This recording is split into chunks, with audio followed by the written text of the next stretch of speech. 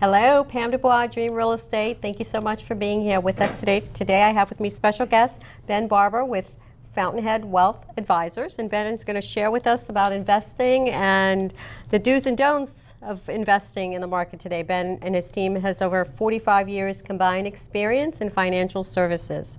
First, Ben, tell us a little bit about yourself and your company, how you actually work. Sure. Give us some good advice. Yeah, absolutely. So we are an independent boutique wealth management firm in Reston, Virginia.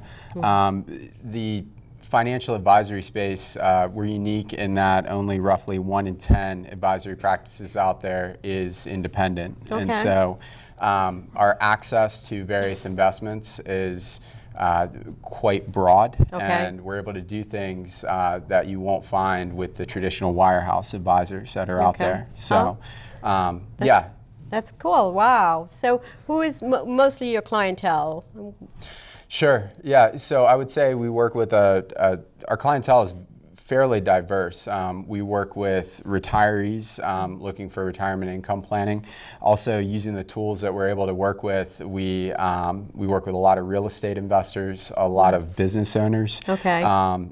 Investors who are looking for access to investments that don't trade in the stock market. So I would say more just forward-thinking investors that are out there. Okay.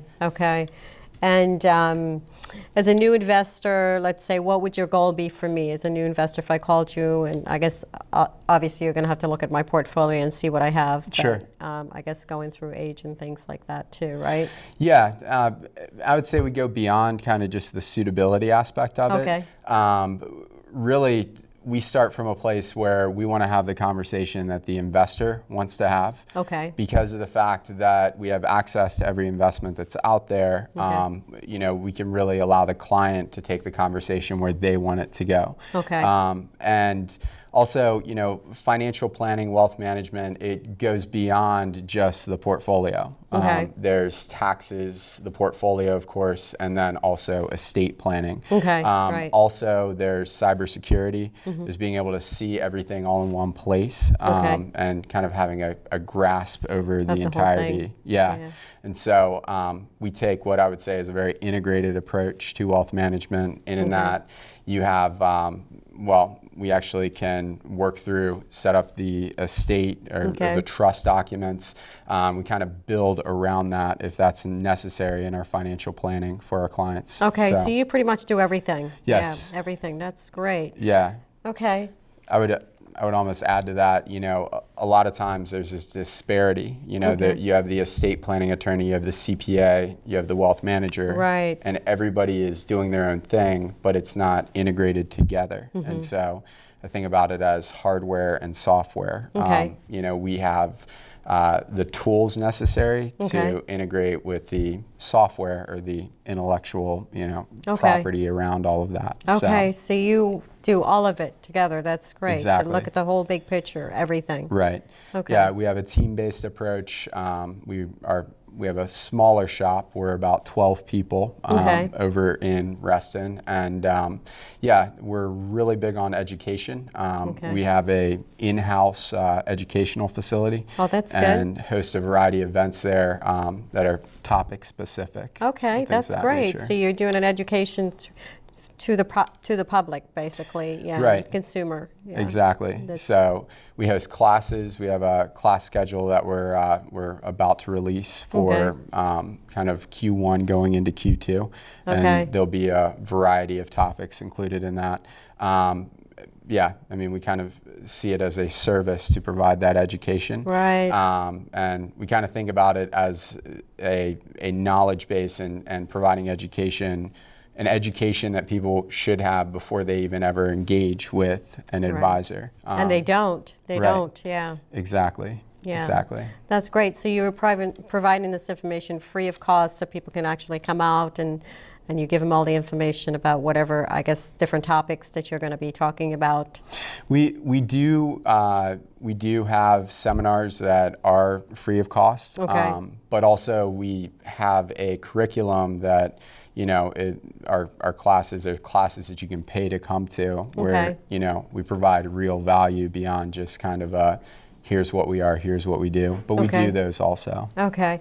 Talk to us, we were talking a little bit about the 1031 exchange and the new law with that. Give us some information about that, if you will, please. Sure, absolutely. So we work with a lot of real estate investors, and you and I have talked in the past about some more innovative solutions that are out there. And so a 1031 exchange or a Starker exchange is actually it's a like-kind exchange from real estate to real estate. Real estate, right. And you can think about it almost as an IRA rollover for your investment real estate. Okay. It's been around since 1917. It's something that was originally used so farmers could swap their land back and forth. Nowadays, it's so real estate investors can diversify without paying taxable gains. Right. In terms of where it comes into play in our world, a lot of times real estate investors aren't aware of the fact that they can actually exchange real estate for fractional ownership of various real estate programs that are out there, oftentimes going from a do-it-yourself real estate investment to an institutional quality piece of real estate and be collecting investment grade income off of that. Yeah. So think about it as retirement income planning for real estate investors. Real estate investment income is thought of as passive. If you talk to a lot of real estate investors, they will tell you it's anything but passive income. You're constantly dealing with trash, tenants, and toilets. Right. And so stepping from a income source that comes with a job and moving to an income source that's passive is a way that, as they're looking to enjoy retirement, they can get income from a passive source. Wow. One thing that's added to that conversation recently is the Opportunity Zone fund conversation. So in 2017, the 2017 Tax and Jobs Act created this concept known as the Opportunity Zone Fund. And so it was a bill or a piece of the tax code that was really designed for basically what they were looking to do was create a incentivized patient capital to invest in certain areas that perhaps investors wouldn't invest prior to that.